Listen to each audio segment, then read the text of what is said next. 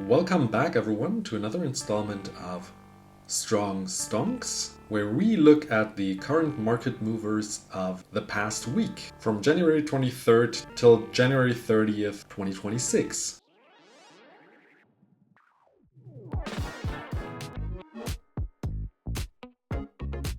This week's number 10 market mover is MtG Curse Wretch from the Lorwyn Eclipsed Commander deck, with a market price change from 89 cents to $2.05, meaning a price change of 130%. MtG is a beloved Jund Blight Commander deck with card draw stapled onto it, which is gaining more and more attraction and is currently listed rank 345 on EDH Rec. If you don't want to buy the deck, I think you should get into it and get your copy now. A little disclaimer: everything you hear in this video is obviously non-financial advice. Number 9, Blightwing Bandit. The extended art from the Wilds of Eldraine Commander deck last week started at $5.04 and is now traded for $12.15, resulting in a price spike of 141%. Blightwing Bandit is a beloved card in every new Maryland Fey Ascendant Commander deck, currently ranked number 295 on EDH Rec. The price spike is quite significant,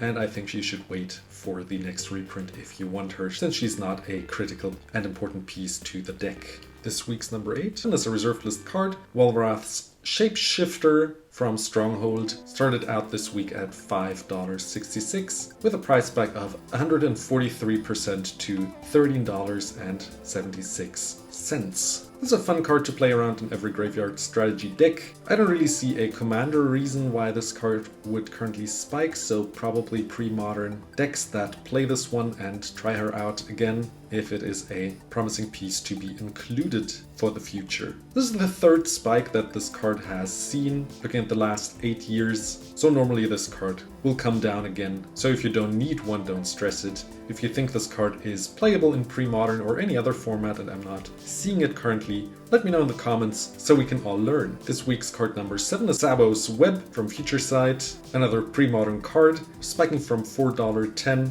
to $10.81, with a price change of 163%. Pre-modern is currently in a little shakeup, so Sabos Web will slowly drift down if she turns out to not be as good as people think. But if she settles down to be a staple card to be included, maybe you want to get your hand on a copy or 4. Card number 6, Immaculate Magistrate from the Magic Game Night Freefall set, rising up in price from 96 cents to $2.64, with a price increase of 175%. The reason being the most recent printing of the High Perfect Morkant, which I did a short on recently. Check it out if you haven't already. Being able to proliferate the +1/+1 counters on all your elves as a solid inclusion. If you're planning on playing her, and if you find it for a reasonable price, maybe you want to get in on it, don't expect it to gain any value in the future, since it has several reprints. And now let's move to number 5 of the week, Treebeard Gracious Host from the Lord of the Rings Commander deck. Treebeard moved from 87 cents to $2.73, with no reprint really in sight, maybe with the upcoming Hobbit set, moving up 213% and being a possible inclusion in the most recent Doran Besieged by Time commander from Lorwyn Eclipsed. Not the most important card to be included. You can skip it if you don't need it. If you want it, it's still affordable. Number 4, Tegwyl, Duke of Splendor from the Wilds of Eldraine Commander deck. Another fairy for the Maryland Fey Ascendant Commander deck. Moved from $3.22 to $11.14, with a price increase of 246%. Tegwyl missed a reprint, which is why people are gobbling up copies currently. Her ability to boost fairies and give you card draw whenever fairies die makes it a solid piece to include in any fairy decks. Tegwyl could be included in any upcoming secret lair or set with fairies. If you don't need her currently, wait for the hype of fairies to die down to gobble one up for around $5 maybe, but generally a solid inclusion in Maryland decks. Top 3, Elvish Warmaster from Kaldheim has seen some reprints in Jumpstart and Commander and the Lord of the Rings Commander deck, moving from $1.32 to $5.30, which is another inclusion for High Perfect Morkant decks. Still affordable. If you need one, get one. Unleash Fury is our number 2 this week from Core 2021. Doubling the power of target creature at instant speed can be a finisher, moving up from 51 cents to $2.09 with a price increase of 309%. It is an uncommon, it could be reprinted anytime in any set. Maybe check your bulk, maybe you have it lying around,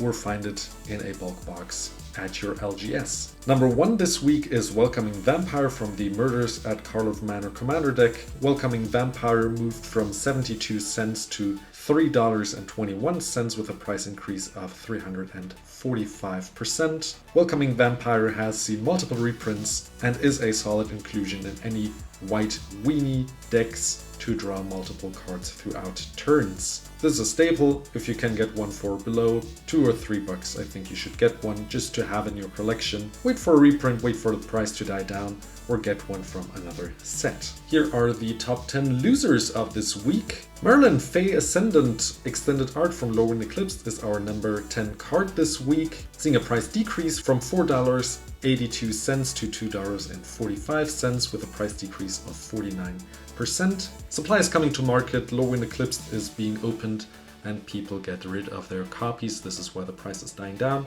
If you're looking to snatch up a copy, I think now is a good time. Maybe you want to wait till it hits around $1, but all in all a solid pickup in my opinion if you want to play her, since she is quite playable. Number 9, Regal Force Borderless Art, the special guest version, again came out in Lorwyn Eclipsed. Cute artwork, started out at $12.92 and moved to $6 currently with a price decrease of 53%. Compared to the other copies, you see that this card usually bounces around $4 to $5.